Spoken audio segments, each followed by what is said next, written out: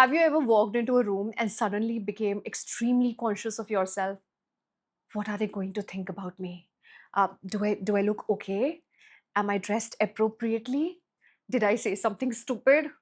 Was my voice weird? Did they notice that I was actually nervous? And sometimes it's not even a big situation. Like you are literally walking into a regular party, maybe a meeting, a new gym after taking that membership, a restaurant, and suddenly you feel like every single person in that room is only looking at you. I get messages about this all the time, like people telling me that, ma'am, I'm scared to speak because what if people will judge me? I don't go to events alone because I feel everyone is only going to notice me. What if I falter?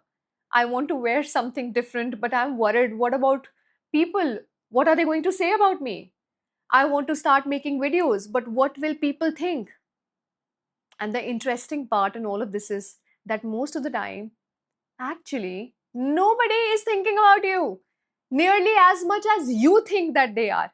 And I actually learned this lesson from a very personal experience of mine, and I would love to share it with you all. So, before I got married, I was going to meet my husband's friends and their wives for the very first time. And I remember being quite conscious about it. So I went there with him and I saw these women, and honestly, they were all stunning. They were beautifully dressed, very well put together. And I remember looking at them and thinking, oh my God, they look so amazing. I look nothing like them. Will I be able to fit into this group? I wasn't even feeling particularly prepared that day. And inside my head, I had already created this entire story that maybe I'm not good enough, maybe I don't look good enough, maybe I'm not looking presentable enough, maybe they will think that I'm not sophisticated and classy enough, maybe I will feel out of place. So, in any case, I met them, and years later, recently, we were all sitting together, and somehow the conversation came around to this topic that, do you remember when we all met for the first time? And these women told me something that completely changed the way I look at that situation. You know what they said? They said that, Ritu, when we saw you for the first time, we thought, oh my God, she's so beautiful, she's so stunning. And they said that they were actually worried that they didn't look good enough in front of me. And I just sat there thinking, wait, what?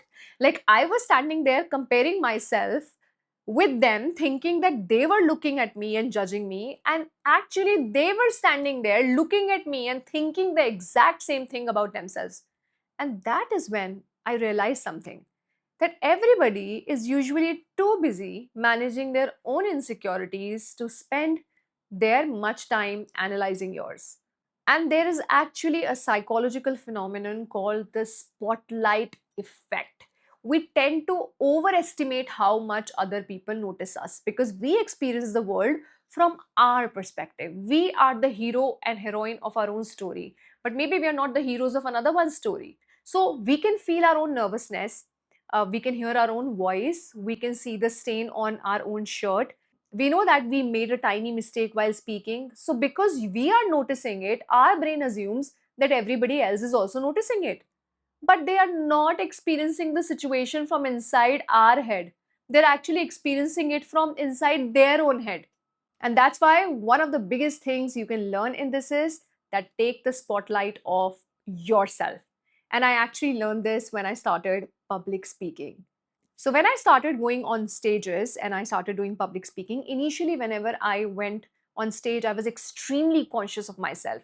How am I looking? How am I sounding? Are they all judging me? Did I say that correctly? What are they thinking about me?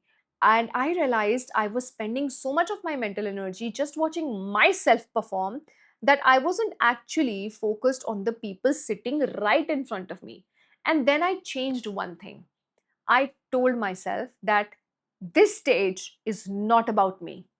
This stage is about them, my audience. And I'm not here to prove that I'm intelligent. I'm not here to prove that I am a great speaker. I'm not here to get everyone's approval. I'm here to do a job. And my job is to make my point crystal clear. My job is to make my audience understand. My job is to connect with people who are listening to me. And once I shifted my attention from myself to my audience, everything just changed. I stopped thinking about the stage as a performance and I started thinking about it as an interaction, as a communication. I started looking at people listening to me. I started noticing their expressions. Are they understanding? Are they confused? Are they engaged with me? Do I need to explain this differently with an easier example? Should I slow down? Should I ask them a question so that they can understand and even I can understand them? Should I give them another example? And suddenly I was not stuck inside my own head anymore. And this improved my confidence so much. And I was actually communicating with my audience. And that's the difference between performing at people and communicating with people, speaking at people and speaking with people. And this works even outside public speaking. So let's say you're going for an interview. Of course, the interviewer is going to judge you. That's their job. They're sitting there to judge you for the role you have applied for. They will sit there to understand whether you are the right person for that job or for that role or not. But if you walk into that room nervous and thinking that, oh my God, they are going to judge me. Am I looking fine? What are they going to think about me? Did they like me? Did I answer accurately? Did I answer correctly? You are actually putting the entire spotlight on yourself by doing this. Instead, shift your attention. Make it a conversation. Listen to what they're asking. Understand what they're actually looking for. Notice their body language.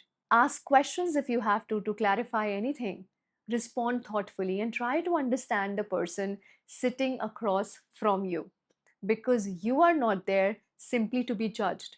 You are there to communicate your values and your answers very confidently so that they understand. And that's a completely different mindset. And I applied the same thing when I went for my SSB interview and I made it in the first attempt. And this applies even to everyday life. So the next time you walk into a room and your brain says, everyone is only looking at me, pause, and instead of asking, what are they thinking about me? Just ask, what can I learn about them? And look around at people and with a curiousness, observe them. Become a good listener. Start a conversation. Try to know something about other people. Ask someone a question. Notice their body language, not to judge, but to observe. Become curious about the environment instead of becoming obsessed with your own self. Stop living in your head and let your head think about the outside environment, because the moment you move your attention from yourself to the world around you, that self-consciousness, that will start losing its power. But now comes the question, what about people who actually judge? Now I'm not going to sit and tell you that nobody will ever judge you, because that's simply not true, I'm sorry to say. Because there are actually people who will judge you. There are genuinely many people like that nosy auntie, the nosy uncles, the neighbors, maybe people in your office, the people who have somehow made your life their full-time research project. They will still notice you about what you're wearing. They will notice your weight. They will notice who you are talking to. They will notice whether you have gained weight, whether you have lost weight, whether you're married, you're divorced, you have a child, you don't have a child. They'll find something, and you know what? Let them. Someone can look at you and think that I don't like her dress. Okay, that's their opinion. They are entitled to their opinion. Someone can actually think that she's too loud. Okay. Someone can think she's changed now. Okay. Everybody is entitled to their own opinions. They are allowed to have an opinion. But, my dear friend, you're allowed to continue living your life without turning every opinion into a personal assignment. Because the goal is not to reach a point where nobody judges you. That's impossible. The goal is to reach a point where someone else's judgment doesn't control your behavior. And once you realize that, that's the time when you will live with power and eventually you will speak with power. Jai Hind. This is Captain Ritu Kumar Singh signing off. I'll see you in the next video. Namaste.